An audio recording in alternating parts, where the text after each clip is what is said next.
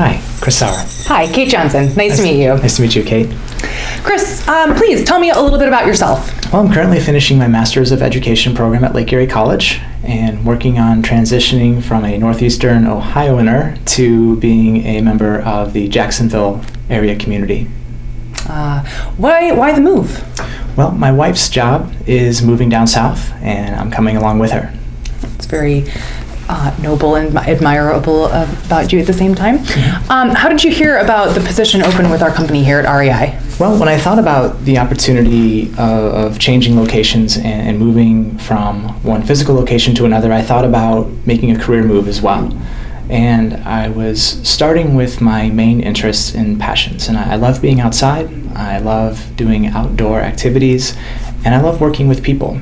And I thought if I could use my experience as a teacher, helping people, and my interest in the outdoors together, that would be a good place to start a new career. And when I was looking online, I found REI's website and that there were positions available in the Jacksonville area, so I thought I would apply. Great. Well, you say you have an interest in outdoor activities, so this would be a great company for you to work at. That being said, what else do you know about our company? Well, I know you've been around for a long time, since the late 1930s, and what really caught my attention the most was the idea that it was started by people who had a passion for the outdoors and found a way to involve others in their experience. I like the idea too that your company is consistently ranked among the top 100 companies to work for by Fortune magazine, and I thought growing with a company that has that level of success would be a good place to be. Great. Why do you want this particular position here within our customer service department? Because I want to start in a position that allows me to learn everything about the company, from the very basic level of interacting with the customers all the way up throughout the sales process, the marketing process, and the production of goods and services. When I saw the opportunity for customer service, I thought it aligned very well with the skill set that I have, and also with some skills that I could bring to the company that might be unique. Can you tell me a little bit more about these skills that you would transfer from your previous line of work to our department here? Sure. In education, it's all about making the customer or student feel comfortable and helping them grow. I feel that within a company like REI, it's the same philosophy, getting a customer comfortable with the product and helping them grow as they advance in whatever sport they happen to be participating in. Why do you think that our company should hire you specifically amongst our pool of candidates that are interviewing for this position? Sure. I think one skill set that I have involves my background in education. Teachers are among the highest stressed professionals in the workplace, and REI offers a number of products that help alleviate stress by getting people outdoors. And teachers also have a lot of downtime in the summers. My thinking is that once I learn the ropes and advance within the company, I'll be able to market the services and products that REI offers specifically to the teaching profession. Great. I have to ask this question. Given that you are making a career change here, especially with finishing a master's degree in education, if a position becomes available in your current field down here in the Jacksonville area, how do you approach being offered this job versus being offered a position in your field? And I'm asking that in the now and in the future. Sure, that's a great question. I'm not pursuing further educational opportunities within that profession. I feel like this customer service opportunity, the chance to work in a field that I enjoy as much as teaching, is a place that I could grow into long term. Great. So what I get out of teaching is working with people and helping people become a little bit better than they were when I first met them. And that skill translates very well into REI's mission. And so I don't anticipate leaving a successful career for something I've already done. I feel like this is a natural confluence of my two interests. Great. Chris, what would you identify as your greatest professional strengths?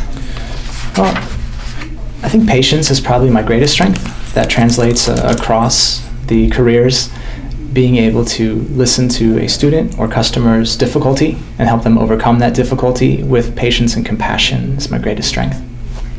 Would you consider any weaknesses that you have to be detrimental to the job? I think there's a risk when it comes to compassion. I think people can misinterpret compassion as being easy or willing to roll over, when it's important to understand that compassion is something that is earned and it's interactive. And I feel like if I establish clear boundaries with customers, clients, students, they understand that I am understanding, I am patient, I am kind, yet I'm also going to hold the people I interact with to a high standard. To date, what would you say is your greatest professional achievement?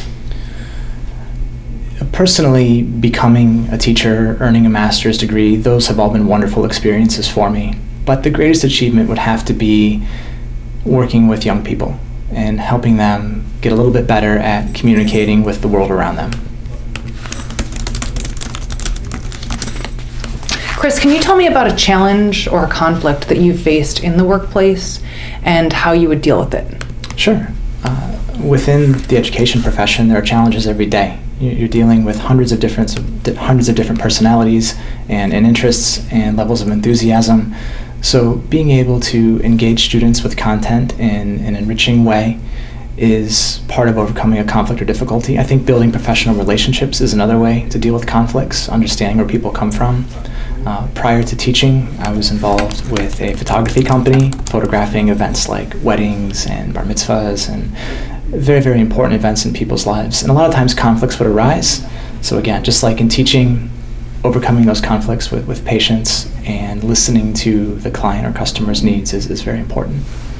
Now, you are interviewing for a position that is not an entry-level position, and there is the possibility that those in our company that were overlooked for this position may have some animosity regarding the new hire for this position. So how do you approach this potential challenge here at the workplace?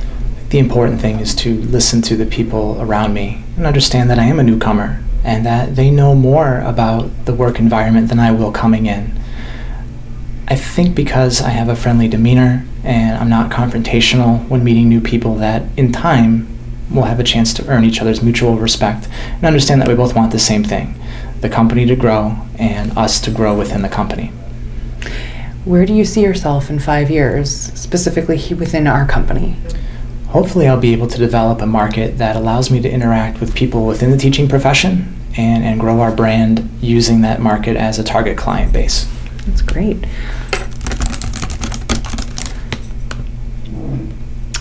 Are you interviewing currently with any other companies? And if so, what interests you about those particular companies as well? Since I'm new to the area, I haven't had the opportunity to interview with a wide variety of companies. I have looked at Bass Pro Shops, and I'm currently scheduled to interview with them. They have a similar mission and similar goals to REI. It's just that their product line is more specifically tailored than REI's more diverse offerings. We here at REI, it is being in customer service, there are aspects of your job that are going to be a little less active than I could expect you being in a teaching position where I assume you're on your feet more one-on-one, face-to-face with individuals. Do you prefer a specific type of work environment? Do you thrive in a variety of work environments? And what does this look like? Well, I thrive in a variety of work environments. I wouldn't expect to be sitting in a cubicle interacting with customers unless I'm handling a phone call, and that's fine, that's part of the job. But what I would expect is to be actively engaged with the customers who come into the store and helping show them the products that might best suit their needs and introducing them to products that they might not have considered before. So what I would expect to be up, moving around, and being consistently engaged with a customer or trying to find ways to improve what we offer to our customers. Great.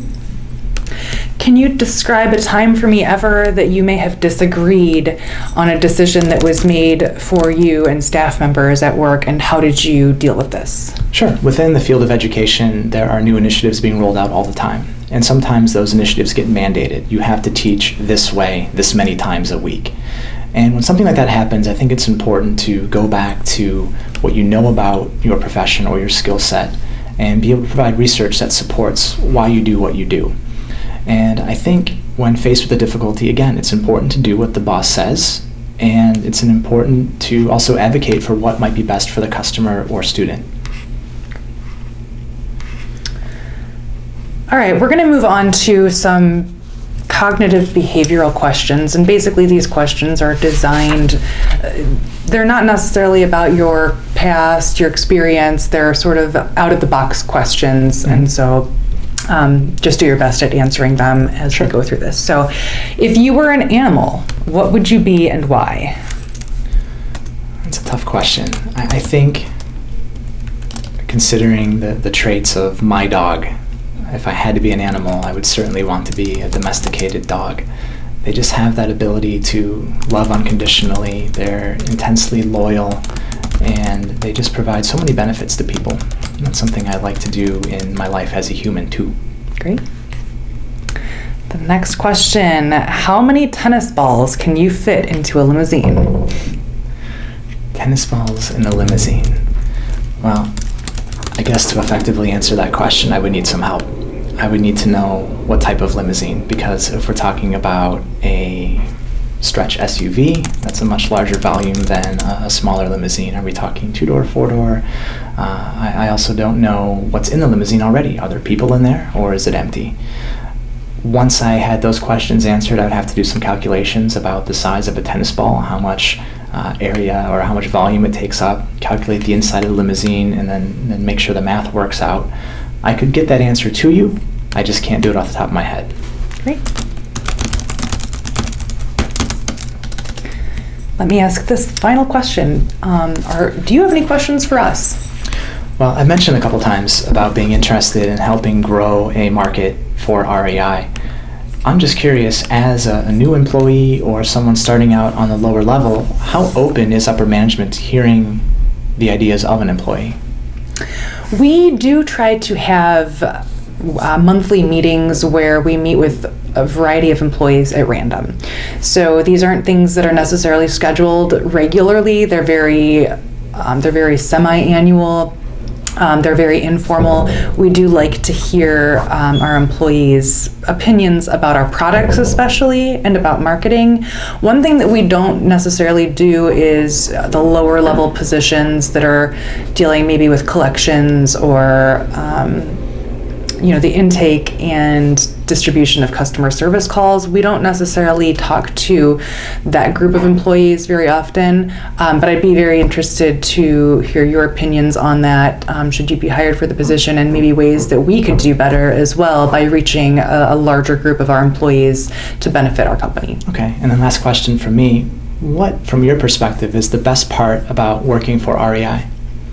I think the work atmosphere with our company is very welcoming, and even in my position in somewhat upper management, those that I work for that are above me, we're very good to our employees. And I think because of the treatment of our employees, we retain employment. It's very easy for us to get things done because people want to do their jobs. I have worked myself in positions where I've worked underneath people who were more tyrannical in nature, and it's very difficult to want to do more and go above and beyond what you need to do in those situations. So I believe that that's the number one benefit of working in our particular company, is the atmosphere itself. Great. Thank you so much for your time, Kate. I appreciate it. Thank you so much. Take care.